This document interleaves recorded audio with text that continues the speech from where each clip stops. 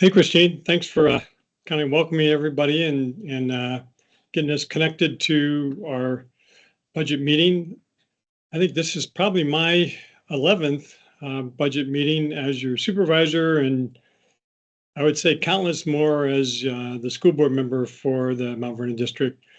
And it's always a pleasure, honor, and privilege not only to represent this community and all of you, but also to engage on, frankly, what is probably the most important thing we do every year, which is making sure that we are putting our money where it can do the most good and make the biggest difference in our community. And at least from my perspective, and I think many of you have heard this before, help us all reach our full potential, whether it's the district or our specific community or HOA or community association or us individually and the businesses that are part of that. So um, I'm going to say a few words so we can go ahead and get started. I realize that there'll be others that will join us as we go along, and they'll have an opportunity to listen to the overall presentations, and then we're going to really get to the core why we're here, which is to listen to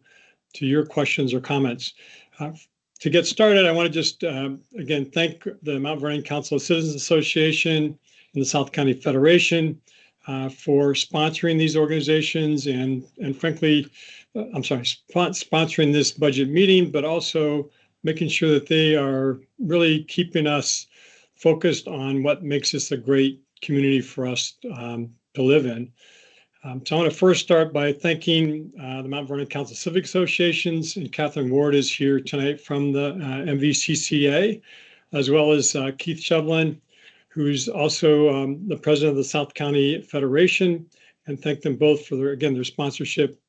And especially want to thank them and the terrific, really the hard work that they do every month is bringing folks together, sharing the kind of the nuts and bolts of what's happening and many times what's not happening in the community that are important, but recognizing how important this budget process is to reflecting our values. And I would say I want to urge every single person here to do what they need, which is for you, first and foremost, to be involved. But just as importantly, they need you to become a member. Becoming a member of MVCCA or the South County Federation, SCF, is a great way to connect and make sure that the community is reflecting the things that are most important to you. And from my perspective, that's to ensure that Mount Vernon District in particular is the best place to live, learn, work, play in Fairfax County. So we have that as our focus, and I know you all are probably as concerned and focused and committed to making sure that as I am. And then my partner tonight in the budget presentation and in the budget meeting that we're holding tonight is Mateo Dunne. And Mateo will be speaking, he's our school member for the Mount Vernon District, and Mateo will be speaking with you and welcoming you when we get to the school portion of the budget presentation. So first part, we're going to do the county. Second part will be the schools, and that'll be Mateo's opportunity to introduce that and to say a few words to you about what he's been doing and how important this budget is to them. So again, the respective county and county school staff members are going to provide in just a moment an overview of the county and the county schools budgets. We're all going to provide information in the chat whenever possible.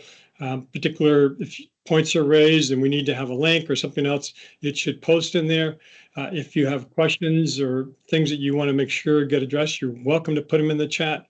And then at the end, we will take questions at the very end, meaning we'll do the county budget, and then we're going to do the county schools budget. And then our intent would be to have questions for all of those at the very end of the meeting.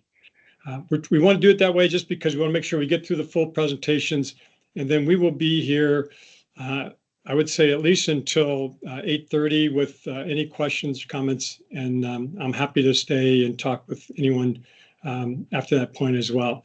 So with that, I'm going to start with our county staff, and we have Phil Hagan, who's the director for the Department of Management and Budget that's here, as well as Alice Wingington, who's the FCPS Budget Director. And I'm going to start with Phil and welcome him and thank him for taking the time and being with us this evening for the presentation.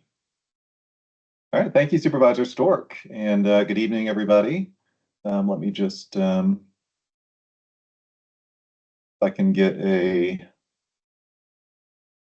maybe a thumbs up that we can see that presentation okay now.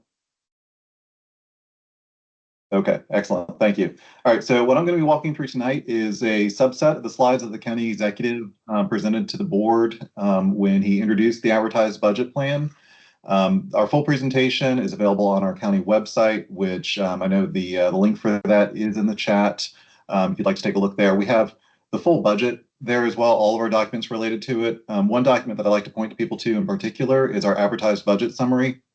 The advertised budget summary, it is a 20, 30 page read, but it has really every adjustment that we've made in the general fund being where all of our general tax revenues go. And where most of the conversation about the budget happens. And so it's just a great document that really lays out everything that really is happening in the budget, all the changes that are in there. So first, to start off with some highlights on the budget, the budget's balanced at the current real estate tax rate, which is $1.1225 per $100 of assessed value for real estate. The average homeowner at that rate will see an increase of about $357 on their tax bill. That increase is driven completely by appreciation in home values. It's, again, not related to a tax rate change, as what we've proposed is a flat tax rate. Overall, general fund revenues are projected to grow by about 3.7%. That's primarily driven by growth in the real estate tax base, but about a quarter of that revenue increase comes from the full year impact of the food and beverage tax. The food and beverage tax just implemented this January 1st. We're getting half a year of that revenue in the current fiscal year. We'll get a full year next year. Funding for Fairfax County Public Schools certainly remains our highest funding priority. The advertised budget plan provides an increase of $118.1 million in the transfers to schools for their operations, debt service, as well as construction. The operating transfer increase is $99.2 million, and I'll talk about that in more detail a little bit later. I'd note, though, that the operating transfer increase, it does not fully fund the school board's advertised budget request. It does, however, I would say, represent that strong commitment that we have to education in the county. On the county side, our focus is on employee compensation, including our 3 collective bargaining contracts, as well as some critical investments in facility maintenance, as well as IT modernization. We've identified just under $33 million in targeted reductions this year. Those include the elimination of 107 merit positions. So after all those adjustments, there is a balance of $23 million available for the board consideration. Certainly as they work through this budget process, we could see them potentially looking at using that flexibility for relief on the tax rate, or potentially some of the restoration of programs that we've proposed for reduction, or other strategic investments, certainly such as our public schools. So this slide has our revenue trend over the past decade. We had a lot of volatility during the pandemic years. Certainly coming out of the pandemic years, we had some strong growth on the residential market in those values, especially in 2023 and 2024, when we had historically low mortgage rates and tight housing supply, and they really drove those assessments higher. As of now, we're seeing that residential market kind of moderate. For FY 2027, our revenue growth is projected at 3.7%. That's down from the 4.5% that we saw last year. Still a healthy increase. Overall, seeing a stable real estate market, and also, of course, in part of that full year impact of the food and beverage tax. So this slide looks at our major general fund revenue categories. And so as always, we rely very heavily on the real estate tax. It makes up just under 2/3 of our total revenue. For FY 2027, real estate revenue is projected to increase 3.6% over last year, driven by equalization as well as some modest growth in the tax base due to construction. Personal property taxes, including the car tax, those are expected to rise 3.1%. What we're seeing there is both the number of vehicles as well as the average assessed value of those vehicles are trending up. And then food and beverage tax, as I've mentioned, with that full year of collection, we recognized $67.9 million in revenue in FY 2026. And so we would expect that to double to $135.8 million next year. We're just now starting to see our first receipts from that since it just started being collected. Really, the restaurant started paying that tax to us in February for their January sales. So we're keeping a close eye on that as we continue to progress just to see whether actual collections are in line with our estimates. And the last one I'll talk about here, investment interest. We're projecting a decrease there of about 9.6%. We really saw a lot of increases in this category as the Fed was increasing interest rates every several years. As they are starting to cut those rates, we're starting to see this revenue category decline. So the real estate tax base, again, the foundation of our budget. Within the residential property segment, most of the growth in the tax base is on the residential equalization side. Equalization being that you owned your house last year, you own it this year, you haven't done anything to it, you haven't added on to it, but that kind of change in the market of how much could it have sold for last year versus this year. We're seeing that equalization component at just under 4% at 3.99%. Meanwhile, residential growth, which would actually be new construction, whether it be a new house or a deck added onto a house or a remodel, that adding 0.32% to the tax base. So overall, within the residential market, still growth there. We are seeing some of the indicators start to indicate that the residential market might be starting to slow. We did see, for instance, that homes were on the market longer, 21 days, which was 4 days longer than they were in 2024. So we're going to keep an eye on that as we potentially see a softening there in the residential market. But on the non-residential side, commercial buildings, we're seeing some encouraging signs after a number of challenging years. So for the first time since 2019, office vacancy rates actually declined. So we actually have more tenants in our office buildings, or in some cases, the office buildings that are vacant are being torn down. Where we're seeing construction of new office buildings, promising sign, only 300,000 square feet is under construction, but we are expecting all of that to be fully occupied when those buildings come online. And so overall, non-residential properties increased 1.84%. And I just note here that for every penny on the real estate tax rate, that equates to about $35.15 million in county revenue. On the homeowner side, it equates to about $83 on the average tax bill. So this slide brings together our big picture of the FY 2027 budget, both revenues as well as disbursements. So revenues at the top. First of all, the projected revenue increase line, that $276 million. Again, I'd note that this budget assumes that the real estate tax rate remains flat. Growth there, again, primarily real estate, a bit of that as well, a quarter of it coming from the food and beverage tax. And then as well, we have some other modest fee adjustments that we proposed, a number of them within land use, including zoning fees, fire marshal fees. We've also recommended an increase in the athletic service fee as well as EMS transport fees. And then we're also proposing a new fee related to middle school after school for that program. And then one other adjustment here would be the transient occupancy tax, which has to be dedicated to tourism. There have been a number of conversations over the course of the past year, and that negative 6.52 is a result of us going along with the recommendation that be funneled through Visit Fairfax, which is really an arm that's dedicated to tourism promotion. And so this transfers us over to the contributory fund, where that transient occupancy tax that has to be dedicated to tourism will then be able to be managed by Visit Fairfax. On the disbursement side, I have a number of slides coming up that really go into a lot of detail on this. And so just at a high level, we've allocated $134 million for county priorities and $118 million for schools. And so after all those adjustments, again, we have a balance of just over $23 million for the board to consider as it works through the budget.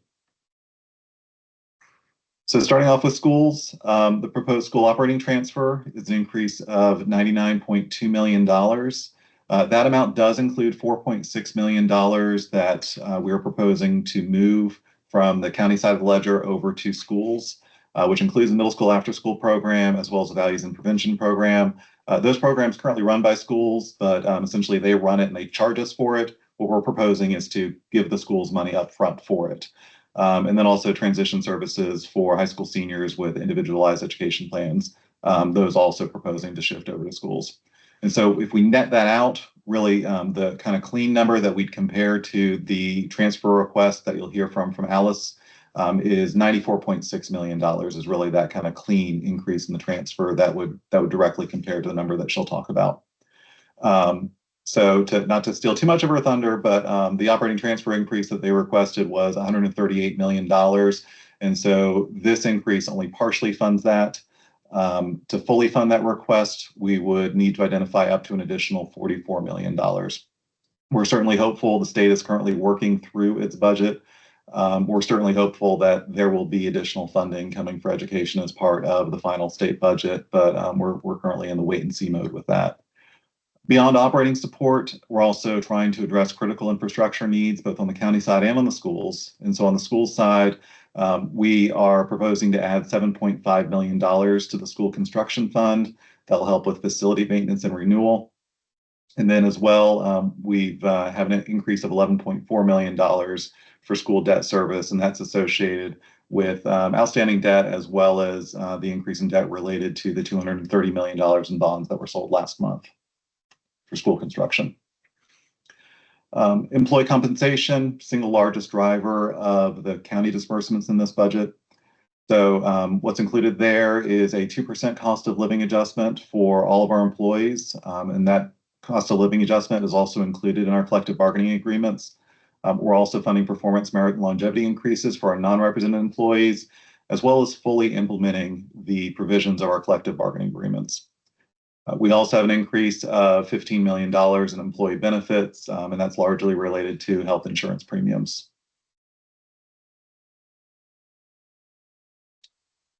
Talking about debt service a little bit, we're adding $7.4 million for county debt service. And as I mentioned just a minute ago, $11.4 million for schools debt service for a combined total of $18.8 million.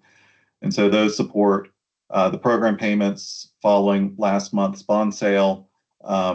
I'd note that we continue to be highly regarded when we go out for bonds. We were maintained with a stable outlook at our AAA bond rating by all three of the bond rating agencies when they looked at us again this year. Very happy to see that really is a sign of our financial stability and how well regarded the county's financial management is. The great thing for us, though, is that it continues to make it cheaper for us to issue debt and for us to embark on these capital improvement projects. In the end, making those projects cost less and saving us, the taxpayers, some money. So our bond sale this past January, the interest rate came in at 3.37%, a little lower than last year's 3.57%, still above kind of those historically low rates that we saw a few years ago, but overall very favorable rates for the market right now. So this slide shows our bond referendum schedule for the next 5 years. As we go through our bonds, our typical cadence is that we go out to referendum asking voters for approval of bonds for county bonds in even years and for schools bonds in odd years. And so this fall, what you'll see will be a referendum on your ballot for some county bonds, including human services bonds that would support the Tim Harmon campus as well as the health lab. And then also parks bonds, just overall for parks construction, including some of the renovations that are needed at the rec centers. So capital renewal and IT modernization, I mentioned this at the outset of the presentation, but there are two areas where we've really been playing catch up over the past few years. This budget begins to rebuild our baseline, getting away from the long-time reliance that we've had on one-time dollars in order to make this happen. And so for FY 2027, we're adding $7.5 million for county facilities. As I mentioned earlier, also $7.5 million for schools facilities. Really essential for us to do this. 75% of our 214 county facilities are over 20 years old. It's around half that are over 30 years old. And what we're seeing is a number of those facilities are either reaching or exceeding their useful life.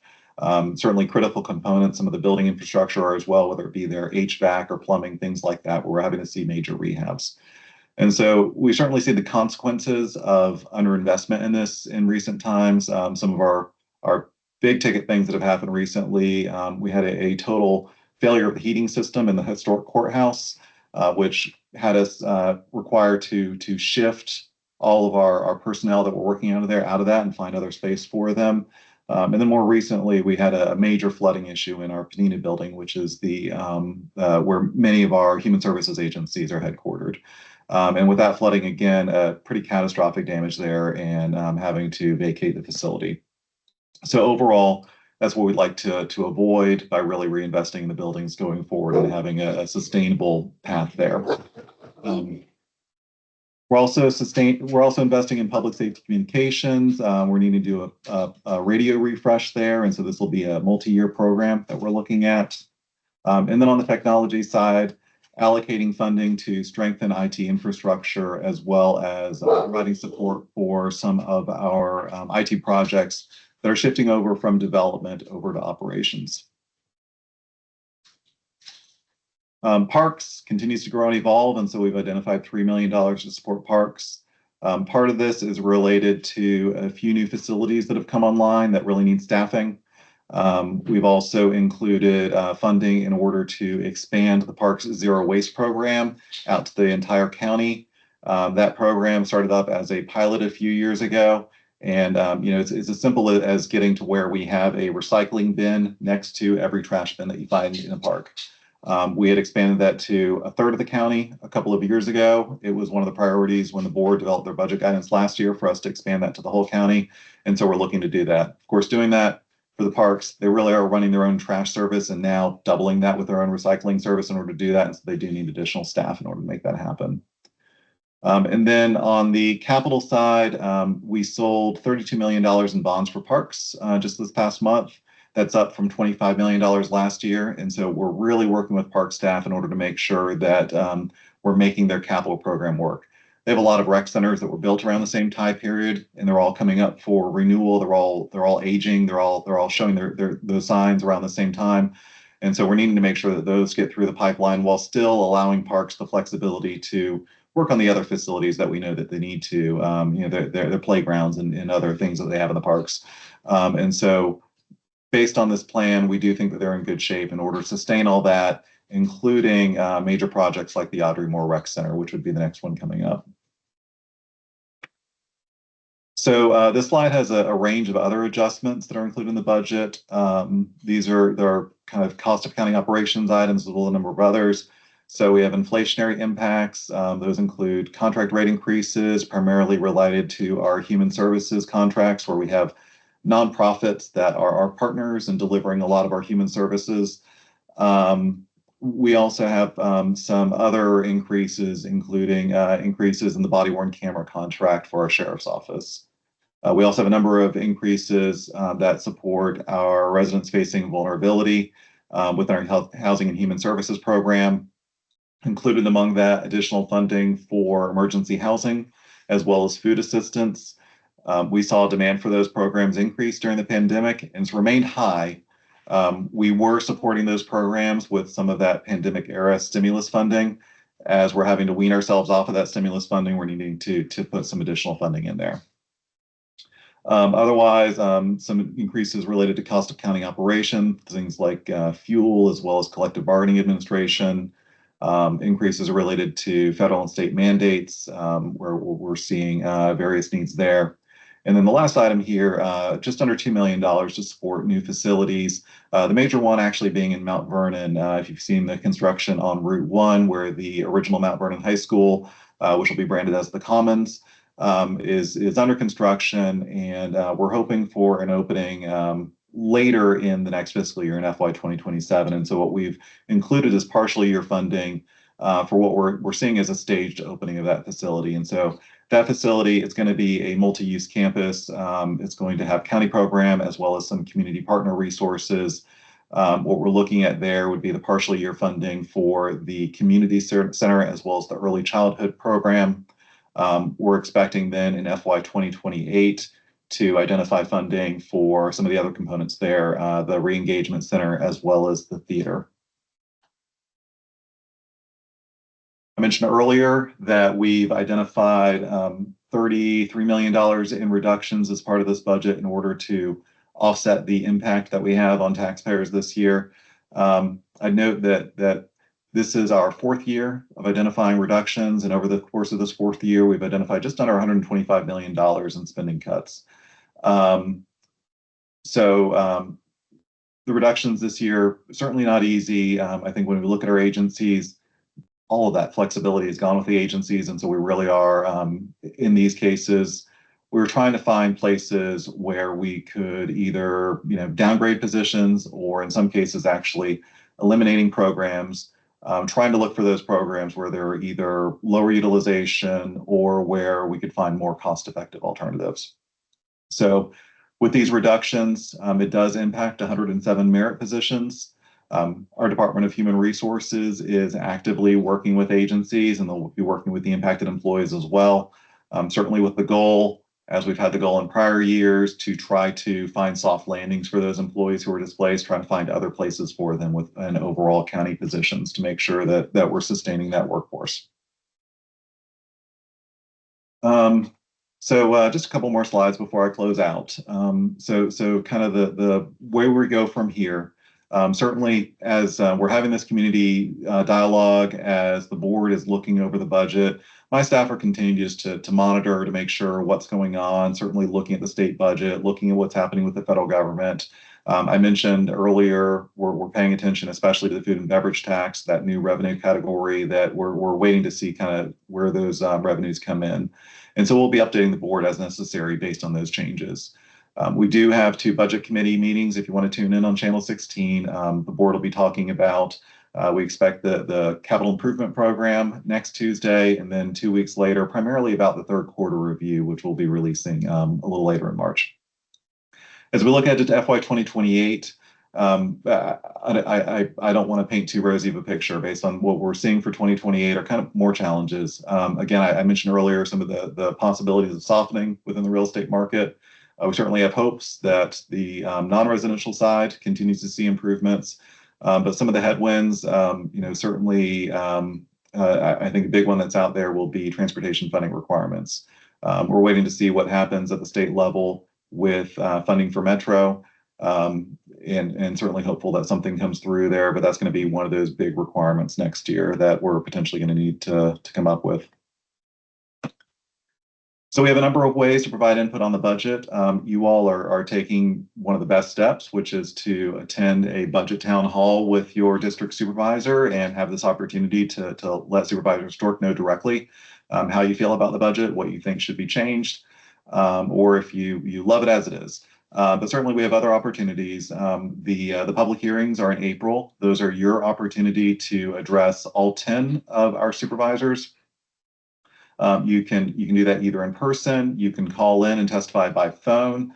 You can also submit a YouTube video, or you can provide written testimony as well. We also have some ways to interact via our website. We have options to email, phone, text, as well as submit through a web form. So certainly more details on that you can find at fairfaxcounty.gov/budget. I think it's gotten lost a little bit here, but up at the top of the chat, you'll find that link there. And then I'm just closing out here with our budget timeline so you can kind of see how we go. The next major step in our timeline is really March 17th. That would be the date when the Board of Supervisors will vote to advertise the real estate tax rate as well as our other taxes. When they advertise the real estate tax rate, what they're doing is they're advertising the ceiling on the tax rate that they can adopt when they actually move adoption of the budget in beginning of May. And so from that point, they can always lower the tax rate. They can't go above the amount that they advertise. After March 17th, April 14th through 16th will be the dates when we have, again, those public hearings. And then April 28th is when the board marks up the budget. That's really when they do the real work of editing the budget. From there, we move forward to May 5th, which would be the formal adoption of the budget. Hopefully, we don't see any changes to the budget right then and there. Hopefully, all that work gets done during markup on April 28th. And then progressing forward, July 1st is when fiscal 27 will begin. Thank you. Hey, thank you very much. Phil, appreciate it very much. And for those of you who weren't here at the beginning, I'm Dunne, Mount Vernon District Supervisor, and we really have a couple of sponsorships, not only the Mount Vernon Council Civic Association and the South County Federation, but also my partner on the quarter, Mateo Dunne, who's a school board member for the Mount Vernon District. And just one moment, I'm going to introduce him. Just one thing I wanted to put in the chat, and I have Christine Moore, my chief of staff, who's been kind of conducting the meeting, letting people in and out, and we'll also do the Q&A. We do have a process for folks who have questions about their assessments or questions about the taxes or fees that you're charged, et cetera. There is a whole process that you can follow to appeal or at least learn more about it. And Christine will put in there the link to where to go to find the Department of Tax Administration's information. And one final point is that what Phil presented was the county executive's budget. Phil presented the county executive's budget.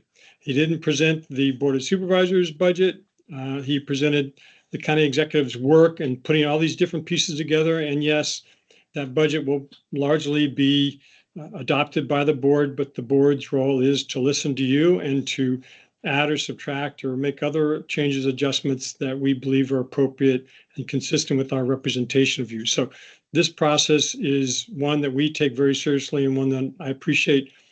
Phil has a whole team that does what we call Q&As, questions and answers. We submit budget questions, and there's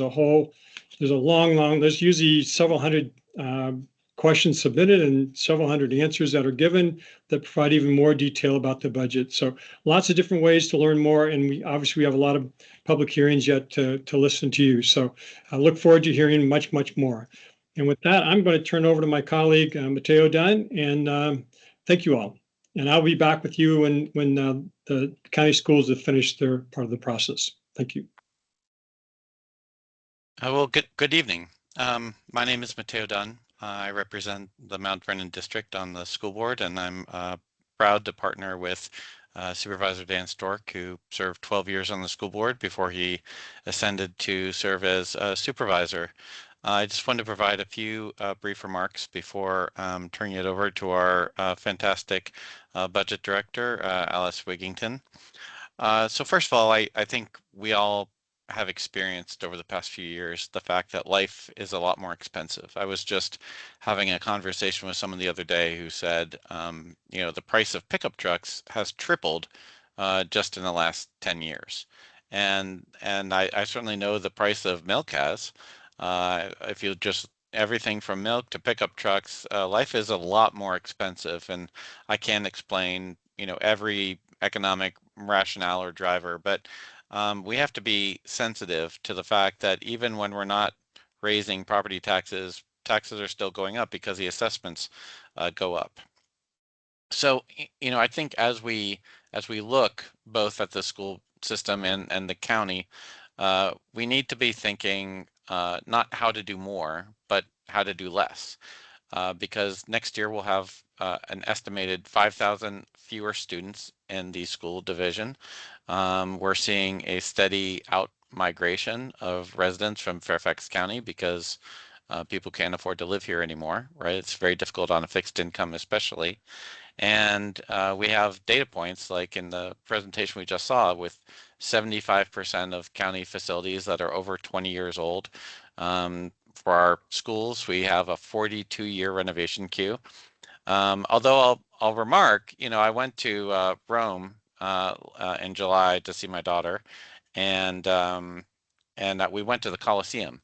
And the Colosseum, it's interesting that you can see modern concrete and you can see Roman concrete. So the Roman concrete is from 2,000 years ago, and it looks steady. It looks, very good condition. The modern concrete, which was even put within the last 10, 15, 20 years, is falling apart. So it feels like we don't know how to build anymore, because if the metric is a building is 20 years old, we need to renovate it. We need to figure out a new way to build things so they stand the test of time and don't require such frequent renovations. But we also need to be sensitive to the fact that there have been, just a lot of build outs of facilities, of programs, of services. And if we continue to have a falling population of students and of residents, that threatens our quality of life. And I think that is, in looking at the budget, you can see all of those investments are being made to sustain our quality of life, to enhance our quality of life. And if you kind of look at other communities across the country that have experienced a significant decline in population, that quality of life erodes over time, and the financial base that an economic base that sustains it erodes over time. So we need to be smart and strategic and think about how we can do less, right? But sustain the quality of life. And that's also true for the school system. We can't just keep adding new programs and services. There also has to be an assessment of what makes fiscal sense over the long term and what is sustainable in the inflationary environment, which seems to have become, unfortunately, permanent. One of the things that is accomplished in this budget that has been proposed by the superintendent for FCPS is to reverse some of the budget cuts that were enacted last year.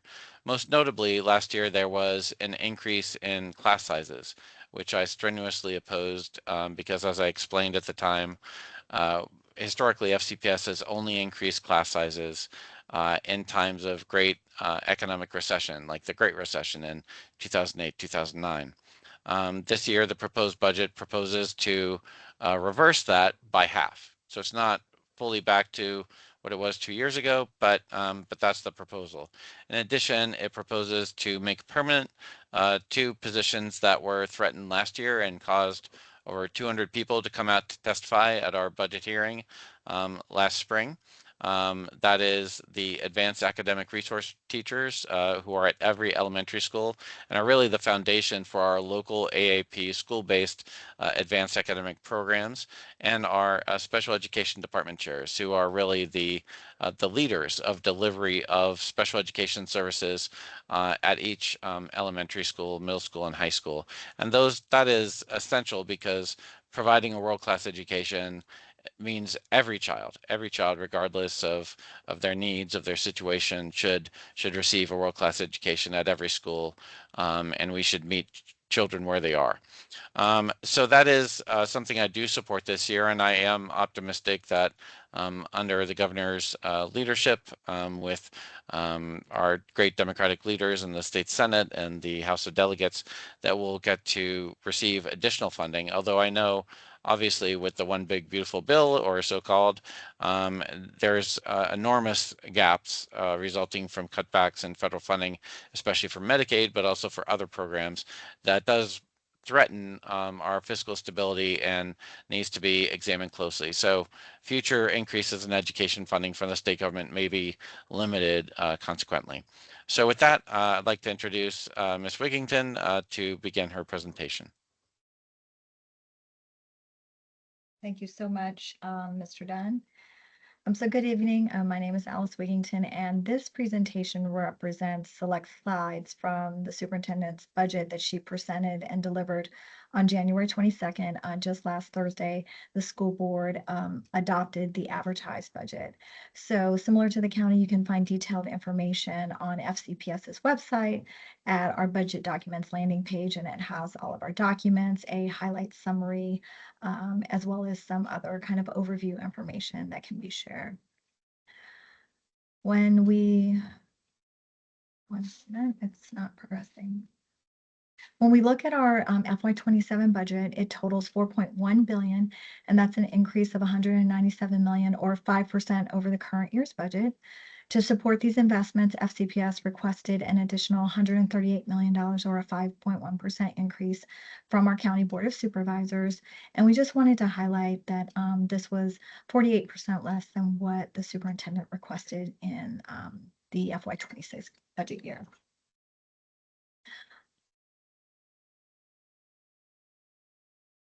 We continue to honor our collective bargaining work, and which has been critical to retaining our high quality educators as well as our staff. Our compensation adjustments total $178.4 million, and that represents about 90% of the overall budget increase. This year, funding of $180 million is included for collective bargaining agreements for the Fairfax Education Union, which represents our licensed instructional and operational bargaining units, as well as the Fairfax County Federation of Principals, Supervisors, and Administrators, and the acronym for them is FCFPSA.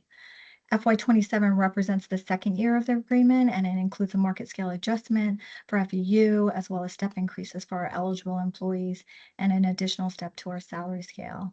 For FCFPSA, FY27 represents the first year of the agreement, and that also includes a market scale adjustment as well as step increases for eligible employees and an additional step to the salary scale. Overall, in this category, we also expect a net decrease of $2.3 million, and that's due to benefit rate changes, which includes a decrease in the Virginia Retirement System's employer contribution rate, and that is offset by increases in our health care. Our next category is our baseline adjustments, and that represents an increase of about $11 million. Our proposed budget includes a net decrease of $35 million, and that's for enrollment and student needs. And so that's what Mr. Dunne was referring to. We are anticipating a student decline in the upcoming year, and that decline is offset by increases in services for our special education students. When we look at our enrollment as a percentage of our projected enrollment, about 36% of those students are eligible for free and reduced price meals. Nearly 20% of those students are projected to receive multilingual learner services, and nearly 18% of those students receive special education. As Mr. Dunne also mentioned, there is funding that's included to provide a partial restoration for our staffing formula adjustment and to restore the special education department chairs and AART positions. We also have routine adjustments for inflationary increases and cost escalations similar to the county. And then we also have funding of $4.9 million that primarily supports funding for major maintenance, with also a slight adjustment to cover a lease payment for our debt service. The next category on this slide represents our multi-year initiatives, and those are initiatives that are being phased in through a phased approach. This category totals $7.5 million, and it includes the final year of a multi-year implementation plan to establish a dedicated family liaison position at the final 66 schools. We also have funding to provide high school boys junior varsity, as well as an additional indoor and outdoor sport at our middle schools. This funding will provide for athletic coaching stipends, transportation to the events, as well as officials and fees for the events, as well as some equipment. We also have funding that's included for the final year of fine and performing arts stipends in support of our middle school dance and guitar, as well as elementary school dance, music and theater. This investment recognizes the responsibilities that are related to our fine and performing arts programs. And then we have funding to support the fourth year of a 5-year plan to provide one additional certified athletic trainer at each of our high schools. And at the completion of this plan, there will be 2 certified athletic trainers at each of our high schools.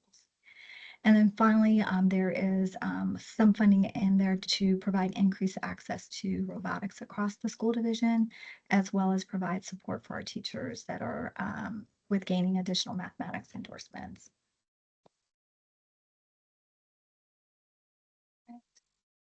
I am sorry, this is not advancing to the next slide. I am having a technical problem. Hopefully you guys can see that. This slide provides the beginning salary for our master's lane for surrounding school divisions compared to Fairfax. And we wanted to highlight this because we've made great progress in just 2 years where we improved the beginning salary for our master's teacher's salary, and we are nearly at the top of the market. So FCPS improved the ranking to 2nd of 8th in FY26 from 7th of 8th in FY24. And it's important to note that about 70% of our teachers have master's degrees in our division. And then for the second consecutive year, we actually have surpassed our teacher retention, rising to above 90%, and that's higher than our pre-pandemic levels. When we look at our projected revenue, our total revenue is $4.1 billion, and that represents a net increase of $197 million or 5% over the current year's budget. That is primarily due to FCPS's request of $138 million to primarily fund compensation adjustments and benefits for our employees. As Phil mentioned earlier, the county executive did include a base increase of $94.6 million, and so that's where you get the gap of about 43.8 million less than what we had requested. We did project additional state funding of $71 million, and that's based on the governor's budget, which included additional state revenue due to routine rebenchmarking. There were data updates that were used in funding formulas, as well as the update to the employer contribution rate for the Virginia retirement system, the recalculation of our local composite index, as well as the state share of a 2% compensation supplement for instructional and support positions. On Sunday, February the 22nd, the House and the Senate each released their amendments to the governor's proposed budget. The General Assembly has until March the 4th to appoint conferees to resolve those differences between the House and the Senate versions, and the General Assembly has until March 14th to approve that final reconciled budget. The governor has until April 13th to propose amendments to or veto elements of that reconciled budget, and the General Assembly is scheduled to return for a reconvened session on April 22nd to consider the governor's actions. We have a slight decrease in our federal aid of about $2.2 million, and that's just based on our current federal awards for Perkins as well as IDA. And then finally, our other revenue categories projected to decrease by 12 million, and that's primarily due to an increase in the tuition for Fairfax City, and that's offset by a decrease in our beginning balance. We too have this slide about various ways that you can share your feedback, as well as stay involved in our budget development process as we go to the next stages. And then this is just a brief timeline, which Phil I already had talked about. The next key date here in the process is the Board of Supervisors advertising that tax rate, and then they're scheduled to adopt May the 5th. The school board will have public hearings after the superintendent knows what the final state numbers are, as well as the final county numbers, and then we will provide a recommendation to our school board in terms of how to balance the budget, and our board is scheduled to adopt the budget on May the 21st. So at this time, I will turn it back over to Christine. Well, thank you all very much. And I'm going to flip to Christine in just a minute. I want to thank everybody for being here again.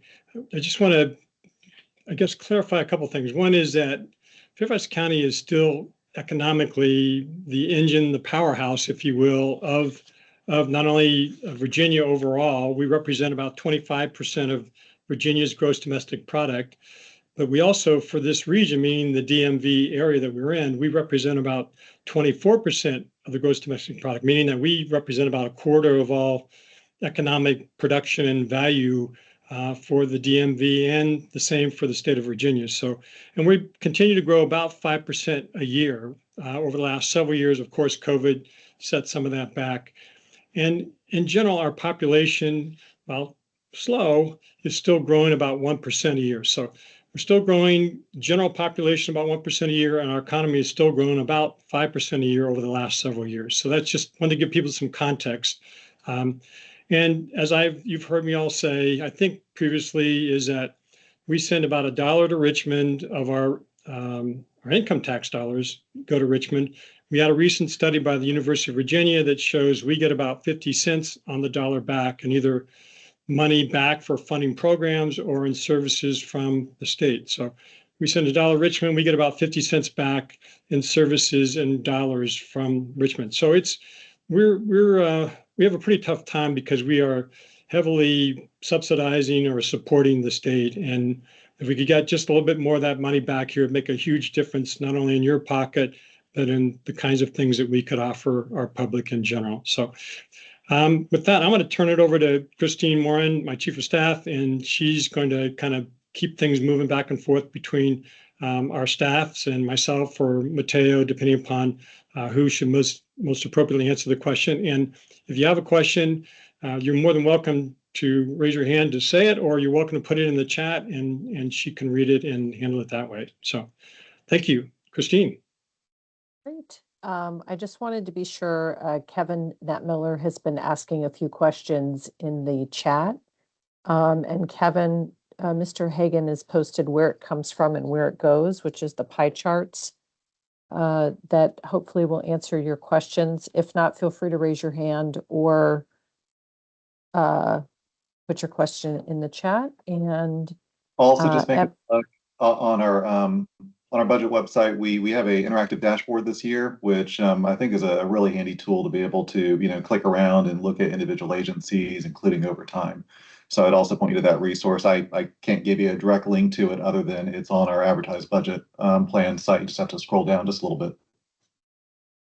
Thank you, Phil. And I would just add that I've had a few comments in the chat. People were asking about giving their testimonies.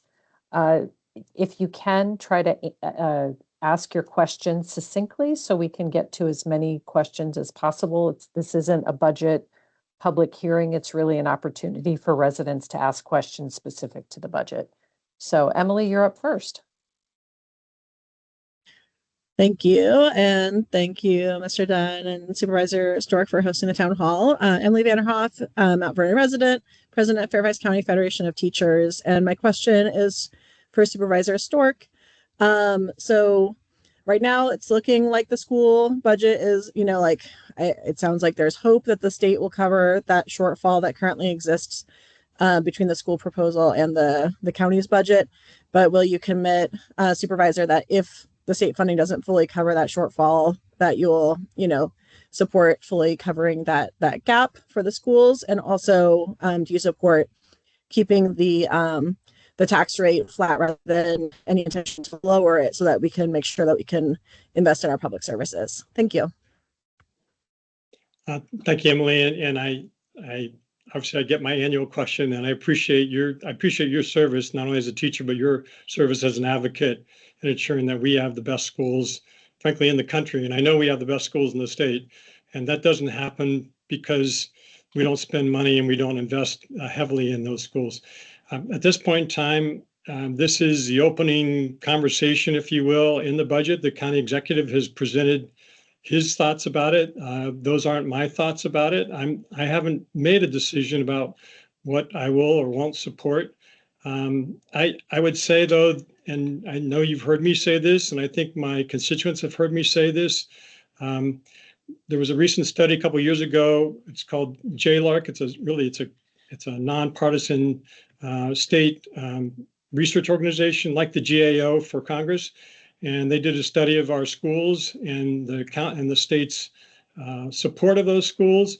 And they found that we were second to last, meaning the state was second to last in funding those schools, and about $2,000 per student below the average of what's funded around the country. So we were below, the state was below West Virginia and Kentucky, and again, most other states, and the amount of money they provide for school funding. So I am absolutely looking for the state to step up. If they did, it would only, even if they funded us just at the average around the country, that would mean almost $600 million more for the county to spend on our schools or to return to taxpayers and give them some relief.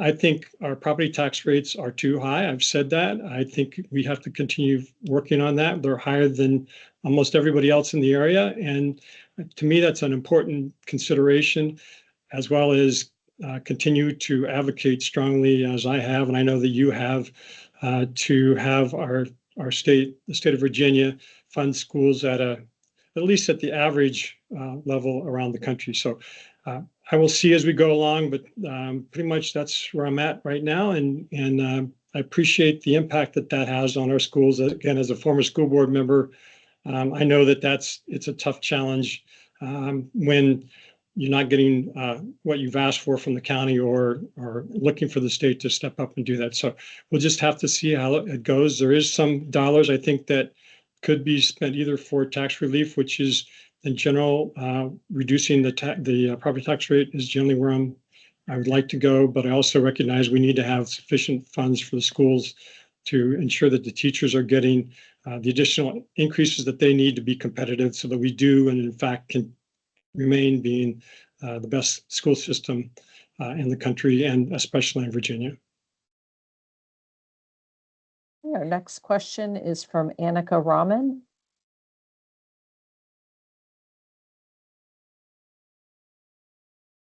Annika, you're on mute if you're speaking.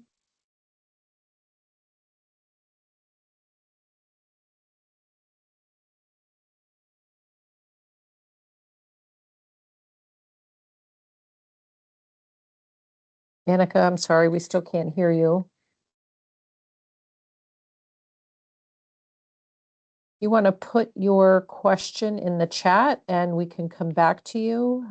Keith Shovlin, President of the South County Federation, you're up.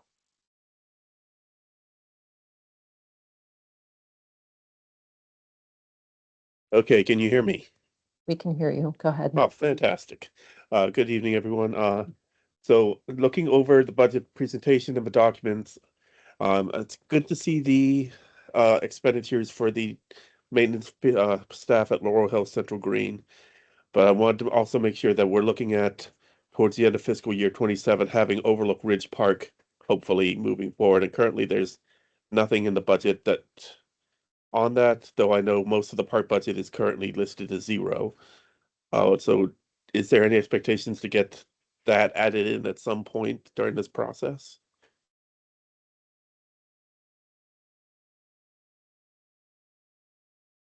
Well, we do expect, at least I'm expecting that Overlook Park will be opening this year. It's been a long journey, and again, hope we can finish that.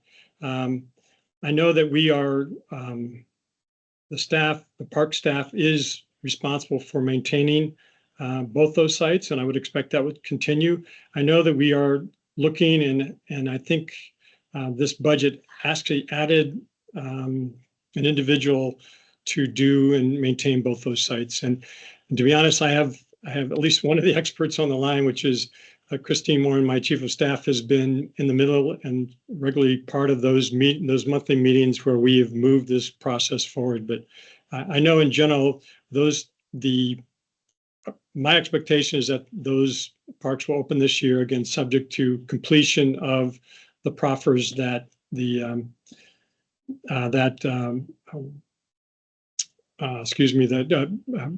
Waste Management is responsible for delivering, and in turn, the Park Authority has to accept those as being completed. Once that's done, then the park is fully responsible part of the Park Authority, and then they will be maintaining it.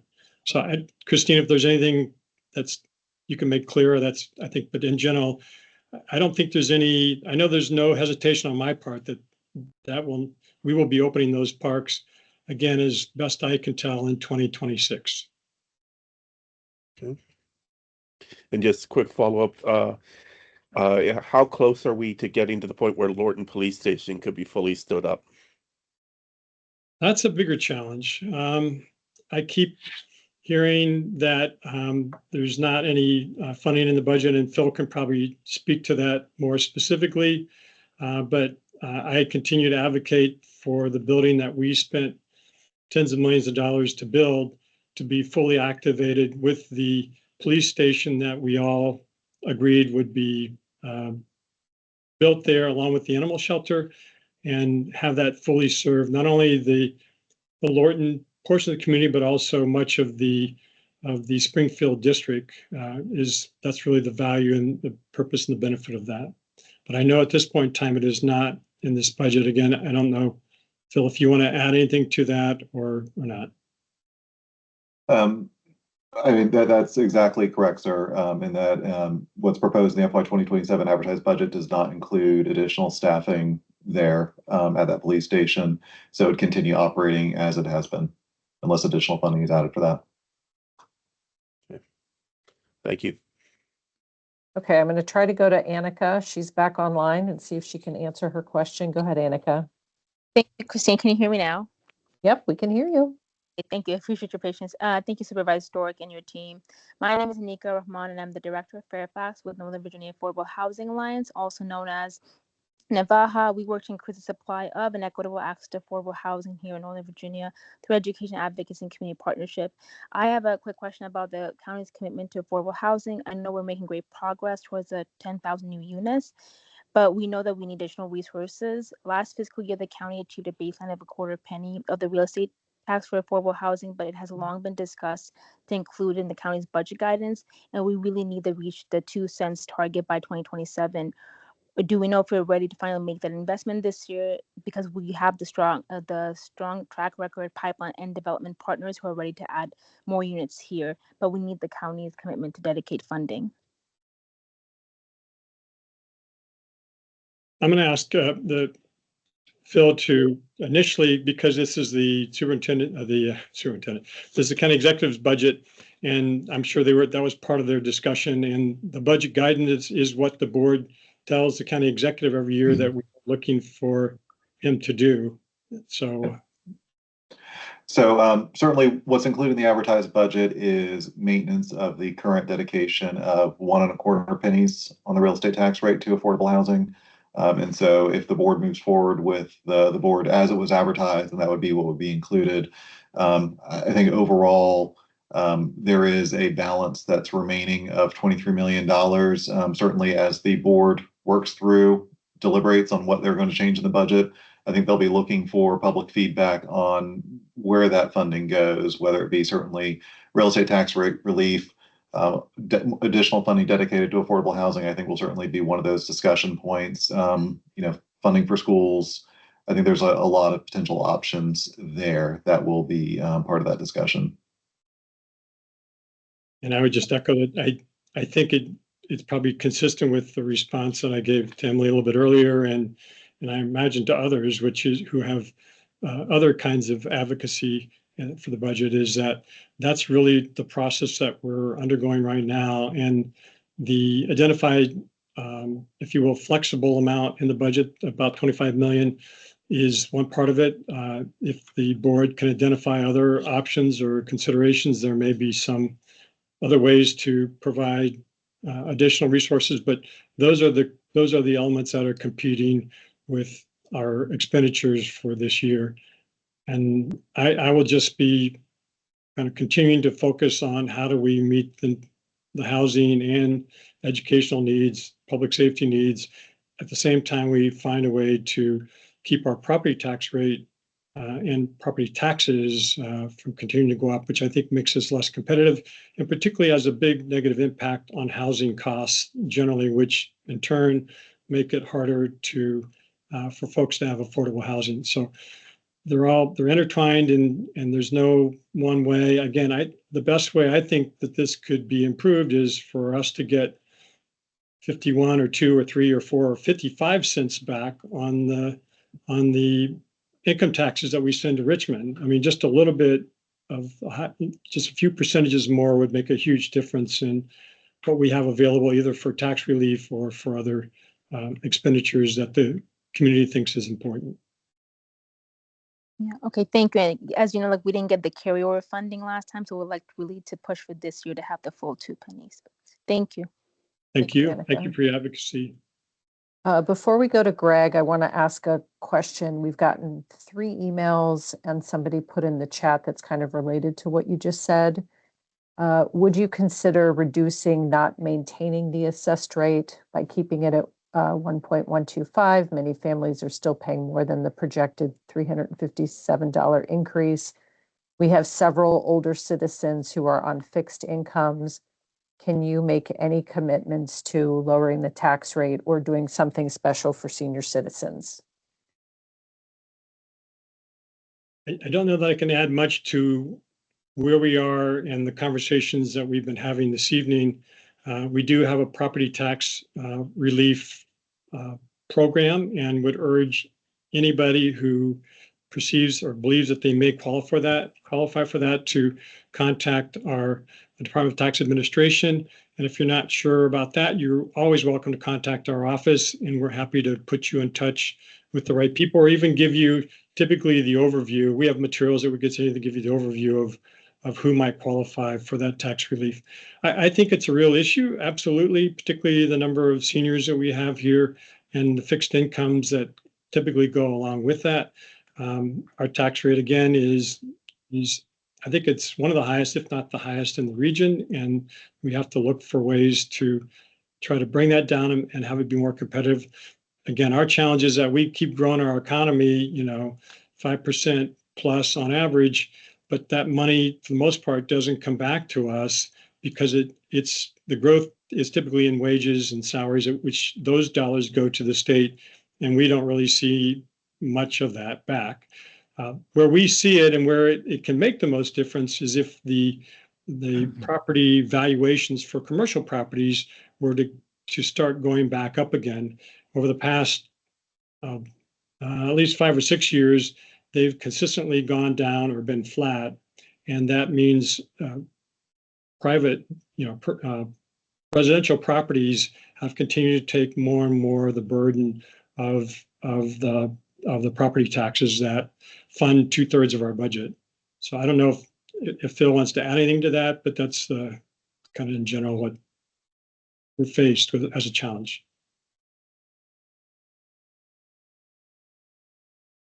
Okay, let's go to Greg Kreider. You're up next. Thanks for your patience. Thank you, Christine. Can you hear me? We can hear you. Great. Dan, I want to talk about an item that wasn't discussed in the budget proposal tonight, and that is the county trash fees.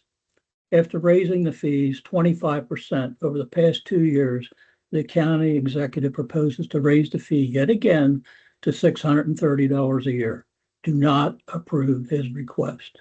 Instead, direct the county executive to find ways to reduce the trash fee. County staff contends they charge only what it costs, then they must be very inefficient. Alexandria City charges $500 a year. Arlington County charges $415 a year. Fairfax County wants to charge $630 a year, which is more than $52 a month. Homeowner associations that get their trash picked up by private haulers pay on average $30 a month, and they get it picked up twice a week. The county picks up once a week. Just say no.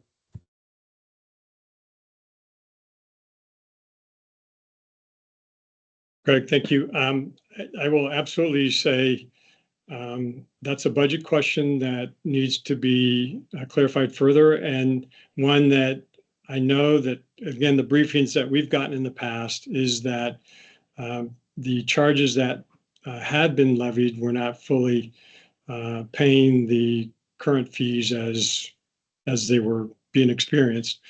I know that we also have looked at other ways to make this less expensive. And in my mind, the journey that I really had hoped that we would start this year, and ultimately the board pulled back from it because of, I think, a lot of misunderstanding or even misinformation, was to look at a different system. And we had to provide at least a 5-year notice to the existing trash haulers to even look at another system or another way of doing that. That's not to say that it gets changed one way or the other, but is to say, from my perspective, also as a business person for more than 40 years, one of the best ways to make sure that you're paying and having the best system is you have a competitive process for doing that.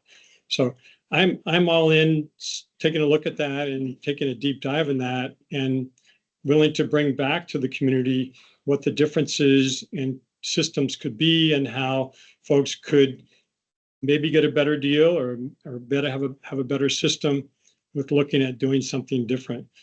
But at the moment, we're kind of stuck with the system that we have because the state law requires us to give 5 years notice to change the system overall.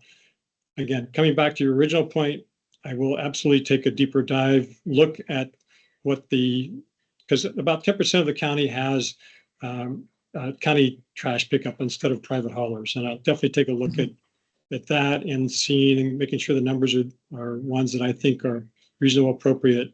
And I'll be happy to share that with you when I've gotten that additional information. So I appreciate your question. I look forward to the information. I'm going to shut the door to my office here because they've started sweeping here. Just a second. Okay, I don't see any other hands up, and I know Phil has been very busy in the chat answering questions.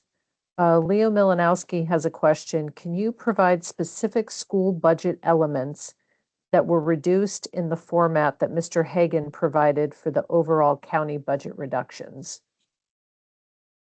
Yes, so this is Alice. So the reduction that we currently had in the budget is 35 million and 260 positions. I can certainly direct Mr. Molansky to the specifics page that gives a summary of the positions that were reduced by elementary, middle, high school, and then also by area. So whether it's like for special education, free and reduced price meals. So I'll provide that in the chat.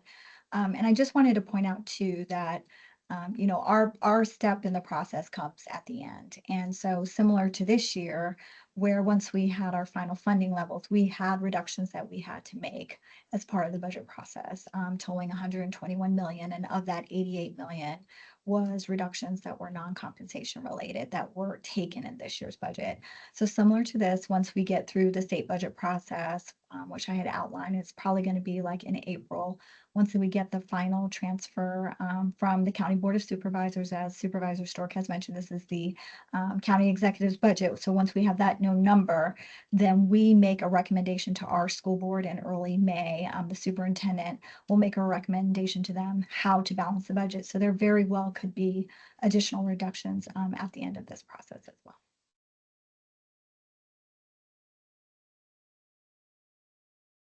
Okay, thank you, Alice. We have a very long question that I'm going to summarize that we actually got on social media on our Facebook page. And it's related to the reduction of the high school crossing guards. I'm not sure if that goes to Supervisor Stork or to Mr. Dunne. But Megan is asking, how can we keep our high school crossing guards? And who do I need to reach out to advocate for this?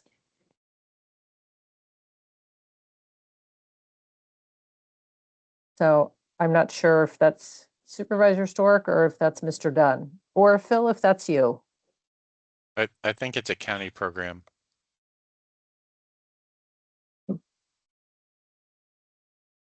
It is a county program, and so that is one of the reductions that is proposed in the budget is the removal of crossing guards from the high school intersections, as well as there's a large amount of cost with crossing guards related to when police officers have to backfill based on either positions that are vacant or just daily absences of the people who are dedicated to be crossing guards.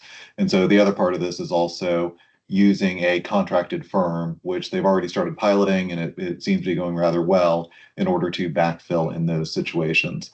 I'm going to have to look up what the breakdown is, because what we have included in the budget document is that the total savings there from both of those actions, both removing the high school crossings as well as contracting out that backfill, is about $1.9 million. So certainly some portion of that would need to be restored to the police department in order to staff those high school crossings.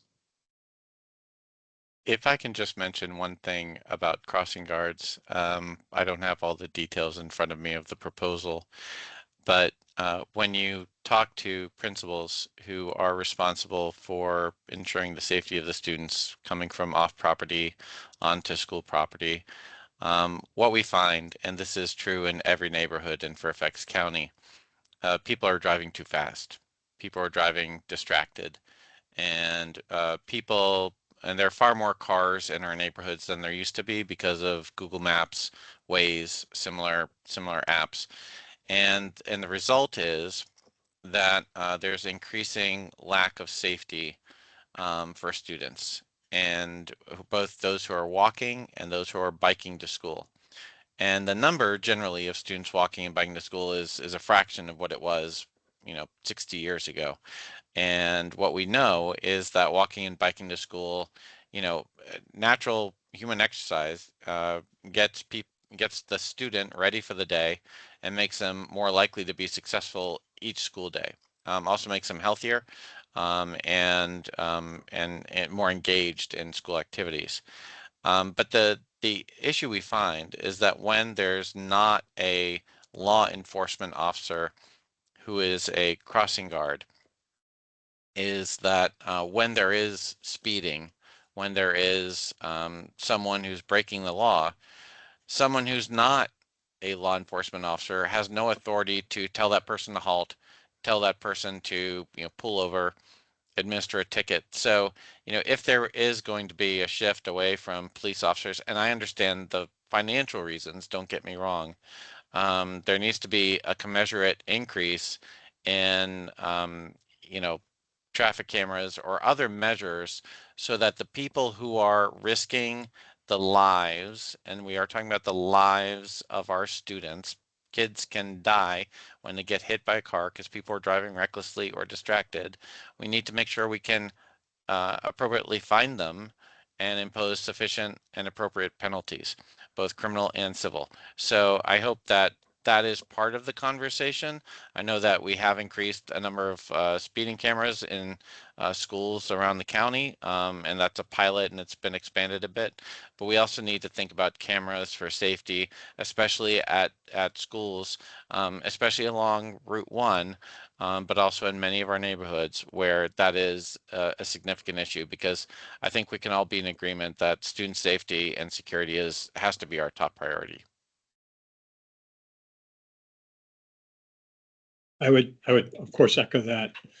And the kind of the reality of it is I strongly support having cameras in school zones. I think they can be very powerful ways of getting people to slow down.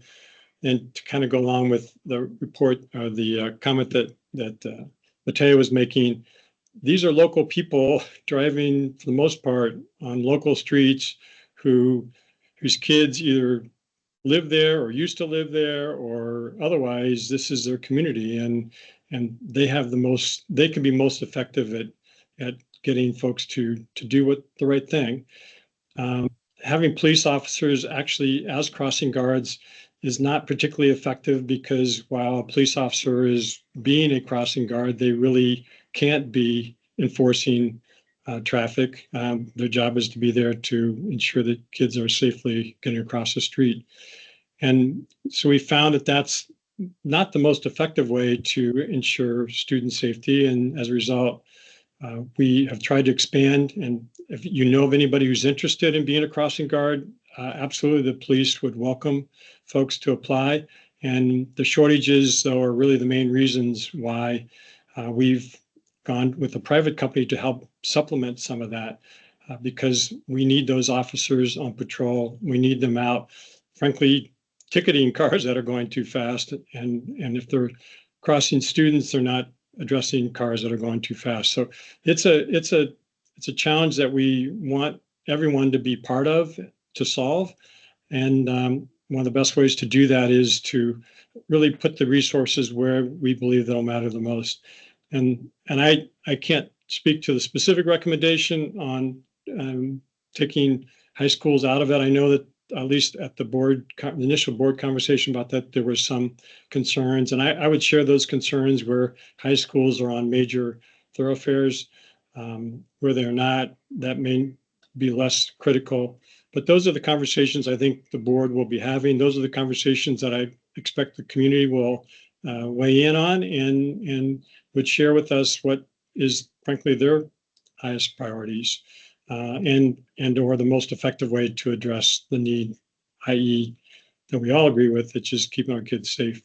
But even those speeding cameras, in my mind, they're not an answer. They can definitely help, and they can definitely remind people when they're going too fast. But it starts with us, and even if we just slow down when we're driving in front of a school zone to 25 miles an hour, we at least get the people behind us, for the most part, to also slow down, and hopefully sends a message as well. Okay, I don't see any more hands up. We don't have any other questions coming in from any of our other socials or emails. At this point, Keith from the Federation, go ahead. Just a quick question. I was looking at the budget documents and it said about 9 million came in from fines and things. Do we have an idea of how much of that came from the school cameras? The speeding camera?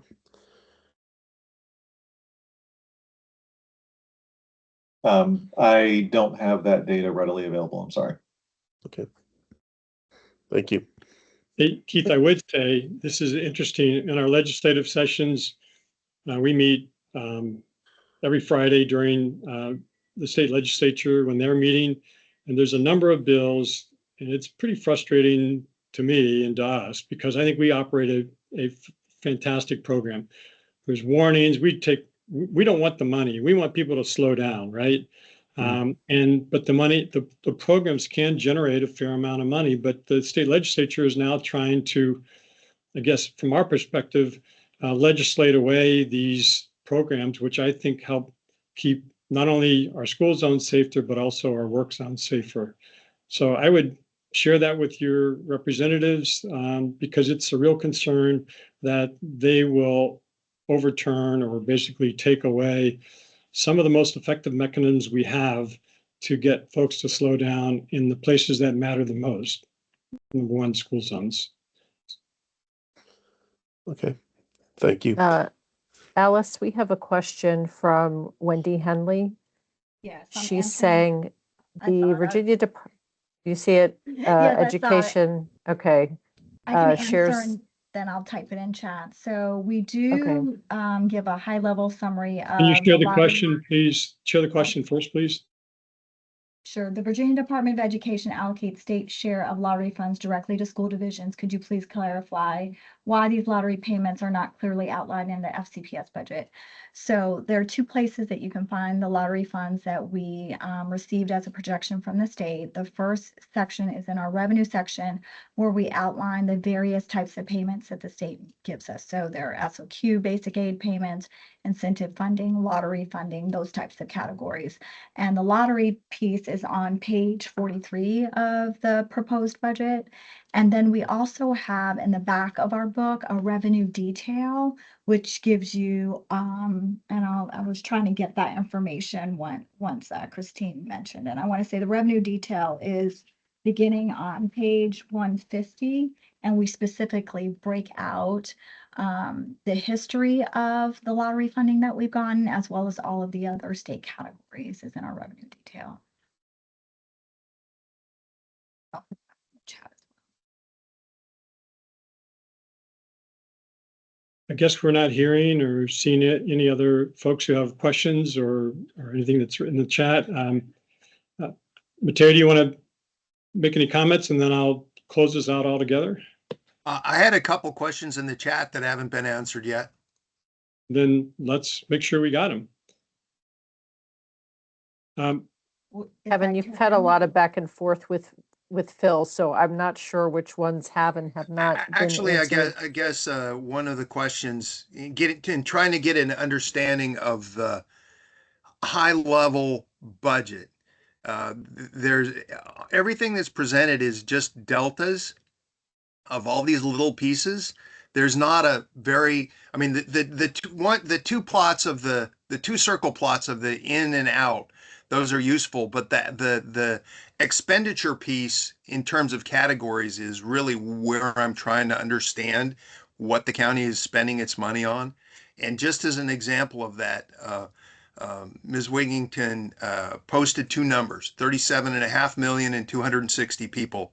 That comes out to about 38,000 per employee that were reduced because of a drop in students. So I got a picture that those were maybe not the most highly compensated people in the county, and yet that's still a pretty big number. I'm trying to get my hands around how much the county is paying its people and what is the impact on that in terms of the budget. I mean, is Fairfax County really highly compensating a lot of people is the question. So the one thing just to clarify is the number that Alice posted in there was specifically for school employees. So are you asking for school employees or county employees or Well, both? of course, that category is just for the school because those numbers were school employees. But that's the kind of thing that I think would be very useful to see in an overall budget is, in the school budget, what does that cost? Overall, across the county, what does that cost? What are we compensating people? How many people you've got the minimum wage that you're paying now, which is what, $18 or something? So how many people are at each of the levels of compensation?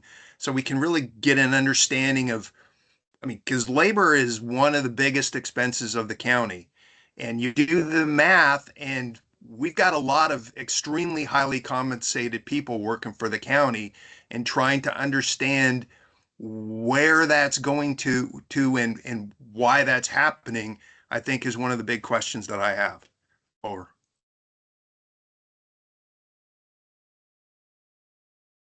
Phil, do you want to start that? And then this will be the last question. And then Alice, if you can follow up, and then Supervisor Stork and Mateo will wrap us up. Yeah, I mean, I'll say overall, our presentation does focus on the deltas, and that's how we come about this presentation every year. I mean, the county's budget overall is large, and in talking about what's in the base, I'll tell you, is going to be much longer than the 20, 30-minute presentation that I do here. We do have the wealth of documents out there on our website. We try to be very transparent and put everything out there you can certainly find. In addition to those pie charts, which are kind of the easiest entry, we have documents on every single agency within the county. So, for example, if you're interested in particular about the fire department, I would definitely direct you to the individual narrative for our fire department, where you'll find employee counts as well as that breakdown for the fire department between personnel as well as operating and capital outlays just related to that department. Some of the other breakdowns, I know you'd asked about schools. I'll tell you, like on our side, some of those get a little bit complicated when we talk about our support for schools, because the county, out of the county budget, we transfer $3 billion to the schools, and that's inclusive of debt service as well as our support of their capital programs. On the school side, though, they're also getting revenue in from the state. Primarily would be their number two funder, and so when we look at the county provided support, it's not as direct to say what fraction of that goes to personnel versus operating and things like that. So we do represent those as just the transfers out. Within the detail there, you can find within the school's budgets or where we produce the school's fund statements within our own budgets. We do try to be pretty transparent about that, and we do try to put that data out there. And so you are able to find that. And we have some other summary schedules that you can find if you delve into, especially our overview volume, giving some details on like overall personnel costs cutting across departments. So you can find that too, and I can certainly post a link to one of those schedules as an example for you in the chat. Okay, thank you. And then And Kevin, if there's a specific question that you're not finding or the information you're needing, and if I'm your supervisor, just send us your question, and we'll do our best to get a question sent to county staff and get a specific answer that way as well. Because that's our objective, is to be transparent, make sure the information's out there and to respond to the questions that folks are asking. Anybody else? Okay. Mateo, I think we started. I'll go back to you, and then I'll do the final sign off, I guess.